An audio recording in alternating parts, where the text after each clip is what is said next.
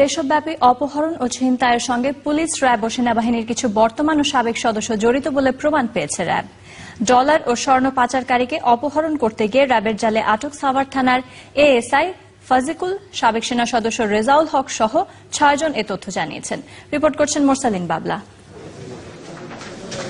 যশোর থেকে ডলার ও স্বর্ণ ভর্তি ব্যাগ নিয়ে শুক্রবার রাতে সাভার বাস স্ট্যান্ডের সিটি সেন্টারের সামনে নামার পরপরে ৪ ব্যক্তি আইনশৃঙ্খলা বাহিনীর পরিচয় দিয়ে ব্যবসায়ী শামসুল হককে আটক করে। তাকে অপহরণের চেষ্টা চালালে আগে থেকে উৎপেতে থাকা র্যাব ৪-এর একটি দল অপহরণকারী দলের ৪ সদস্যকে অস্ত্র, হ্যান্ডকাপ সহ হাতে হাতে ধরে ফেলে। পরে জানা যায়, গ্রেপ্তার হওয়া ফাজিকুল সাভার থানার এএসআই হিসেবে কর্মরত। অপরজন রেজাউল হক সাবেক সেনা সদস্য এবং অন্য ২ জন পুলিশের সোর্স। অভিযানের সময় র্যাবের ক্যাপ্টেন নাহিদ গুরুতর আহত হন। আটক ব্যক্তিদের স্বীকারোক্তিতে দুপুরে অভিযান চালিয়ে স্বর্ণ ও ডলার চোরাচালানি দলের মূল হোতা মির্জাপুরের বহুরিয়া ইউনিয়নের সাবেক চেয়ারম্যান সবুর সহ ২ জনকে গ্রেপ্তার করে র্যাব। সাভারে কিন্তু ৪টা লোক এসে আমাকে গাড়ি থেকে নামে নিল। গত পরশুদিন আমার খোকন নামে এক ছেলের সাথে পূর্বের পরিচয় ছিল, রেডিও কমিউনিটি, সে বিবাহিত, বিয়ে করছিল। সে আমাকে পরশুদিন বলছিল যে একটা এরকম ডলারের কাজ আসবে শুক্রবার, কাজটা করতে পারবেন কিনা।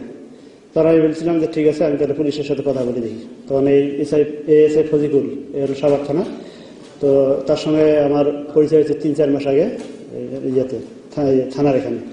পুলিশের সাথে কথা বললে বলছে ঠিক আছে, যদি কাজ আসে তাহলে আমি করবো। রিক্সের কাজ স্যার, তা আপনার সিভিল টিম আছে, আপনি করেন আশুলিয়া করানোর কথা কাজটা। কিন্তু আর্মি করছে কি, সাভার বাজারে যে সময় লোকটা আসে গাড়িতে উঠে যায়, ওই বললো যে অত দূরে যায়, আবার এর বাগ দিয়া লাগবে না স্যার, এনতে করে ফেলা। র্যাব কর্মকর্তারা জানান, কয়েকটি সংঘবদ্ধ চক্র দীর্ঘদিন ধরে দেশে ডলার ও স্বর্ণের অবৈধ ব্যবসা করছে।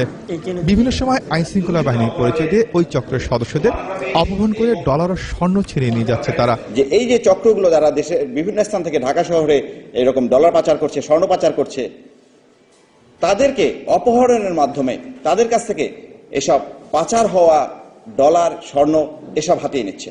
যেহেতু ডলারটা এবং স্বর্ণটা অবৈধভাবে আসছে এবং যারা অপহরণ করছে তারা র্যাব, পুলিশ, বিভিন্ন আইনশৃঙ্খলা বাহিনীর ভয় দেখে, আইনশৃঙ্খলা বাহিনীর পরিচয় এইসব অপহরণ করে এটা হাতিয়ে নিচ্ছে, এবং যার কাছ থেকে হাতিয়ে নিচ্ছে তার যেহেতু এই ডলারটা, স্বর্ণটা অবৈধ, সে এইটার ব্যাপারে আইনানুগ সাহায্য নিতে পারছে না।